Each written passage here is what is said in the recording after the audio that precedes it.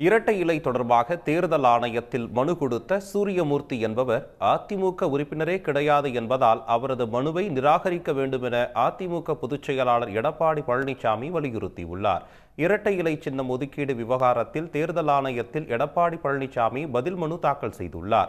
அதில் இரட்டை இலை சின்னம் தொடர்பாக ஆணையத்திடம் மனு அளித்துள்ள சூரியமூர்த்தி என்பவர் அதிமுக உறுப்பினரே அல்ல என்று தெரிவிக்கப்பட்டுள்ளது.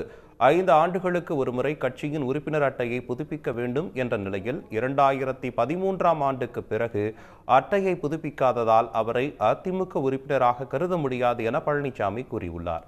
2021 தேர்தலில் அதிமுகவுக்கு எதிராக எம்ஜிஆர் மக்கள் கட்சி சார்பில் போட்டியிட்டார் சூரியமூர்த்தி எனவும் பழனிசாமி குறிப்பிட்டுள்ளார்.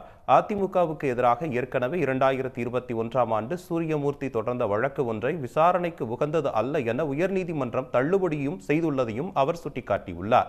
எனவே அதிமுக உறுப்பினர் அல்லாத ஒருவர் கட்சியின் சின்னம் தொடர்பாக வழக்கு தொடுக்க முகாந்திரம் இல்லை என்பதால் அவரது மனுவை நிராகரிக்க வேண்டும் என்று தேர்தல் ஆணையத்திடம் எடப்பாடி பழனிசாமி முறையிட்டுள்ளார்.